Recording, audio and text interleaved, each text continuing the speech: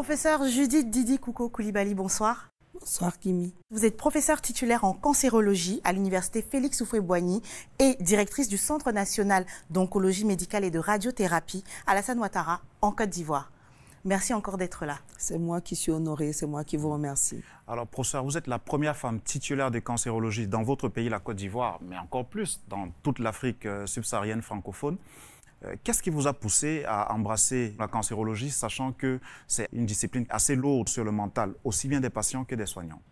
C'était le choix d'une spécialité, d'abord où on disait les gens condamnés, entre guillemets, pour pouvoir leur dire que ce n'est pas vrai, en leur donnant des informations justes et en se battant pour que ce qui permet qu'ailleurs le cancer ne soit pas une fatalité, en Afrique et dans notre pays, les choses aussi se fassent. Et on a tous nos maîtres africains cancérologues qui nous ont montré le chemin de la détermination.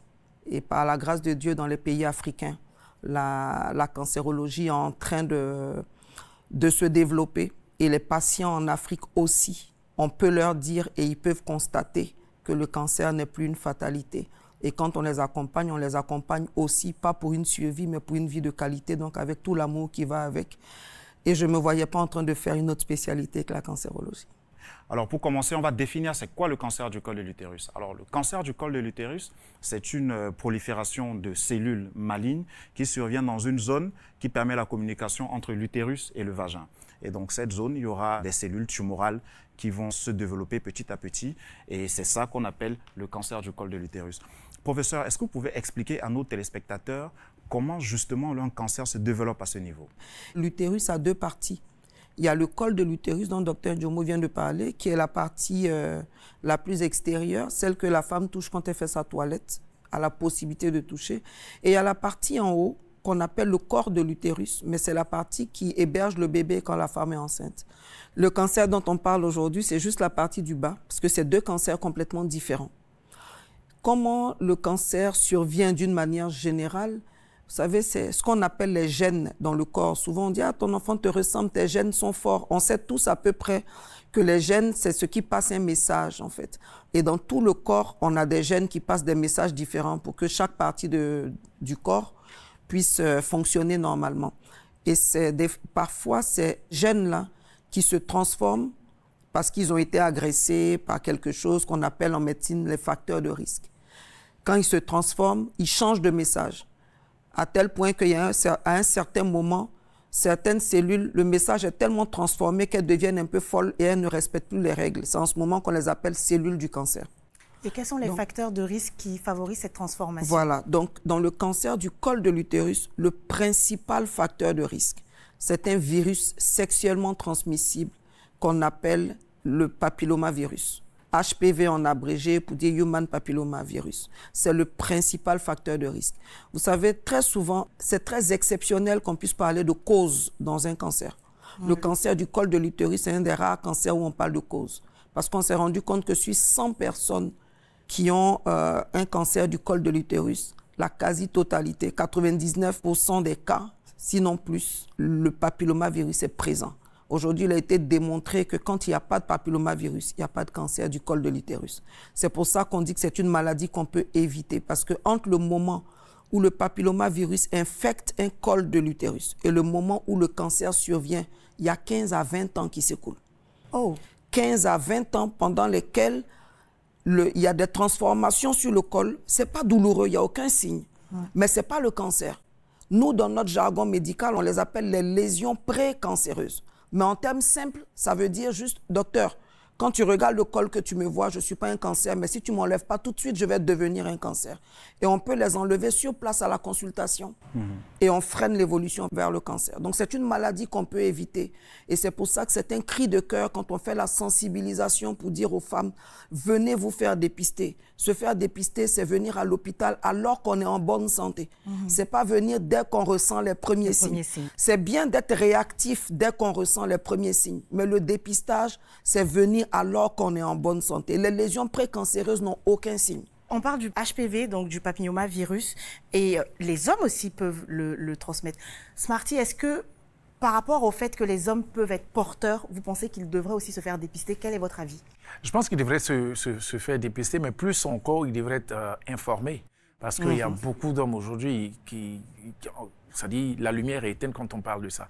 On a l'impression que c'est juste quelque chose qui concerne les femmes, surtout encore que ça touche un côté sexuel. Donc, dès que c'est ça, c'est comme il y a un tabou.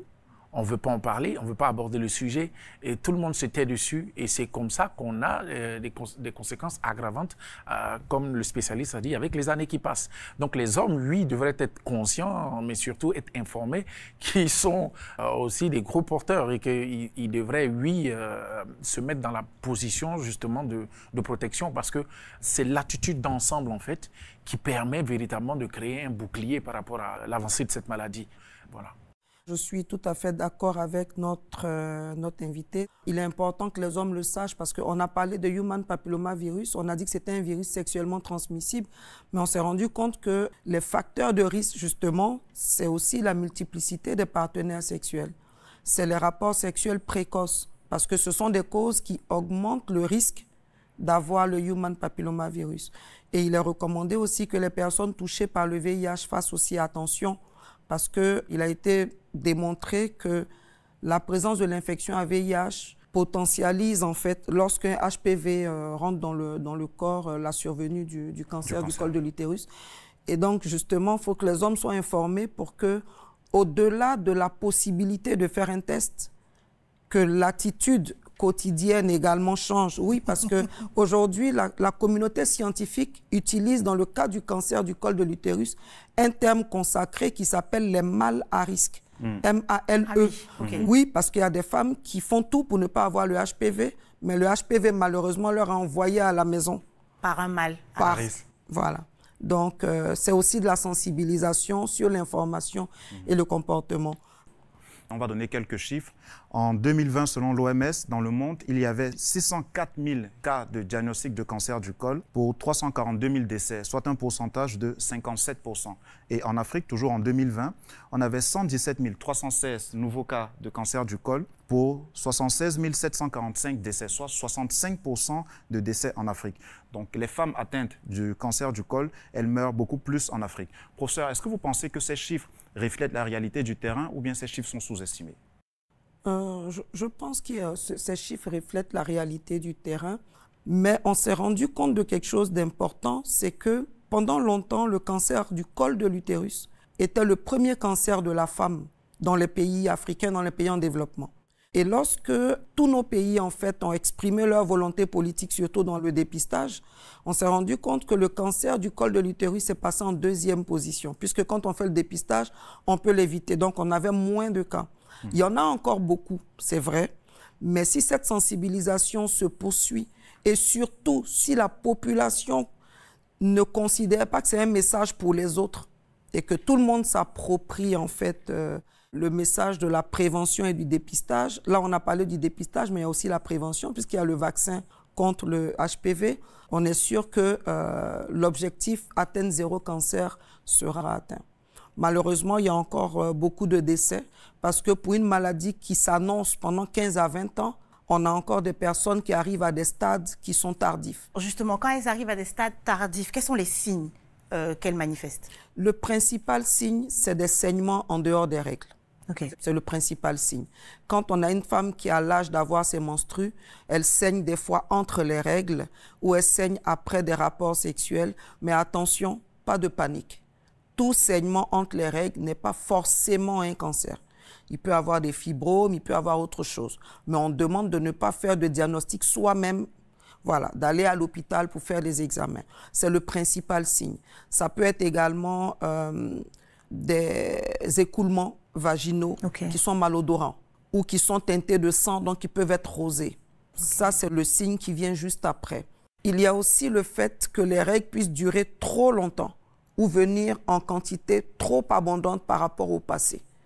On peut signaler également des douleurs au niveau du pelvis, ce qu'on appelle communément le bas-ventre.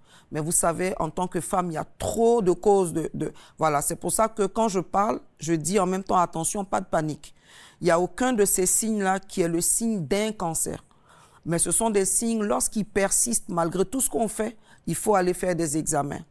Si c'est un cancer, aujourd'hui, on peut en guérir sans être obligé d'enlever l'utérus. Mais je voudrais vraiment insister, il n'y a aucun signe qui soit typique d'un cancer. Il faut juste aller se faire examiner. C'est les principaux signes que je peux vous donner qui devraient pouvoir alerter en fait la femme qui les a. Très bien.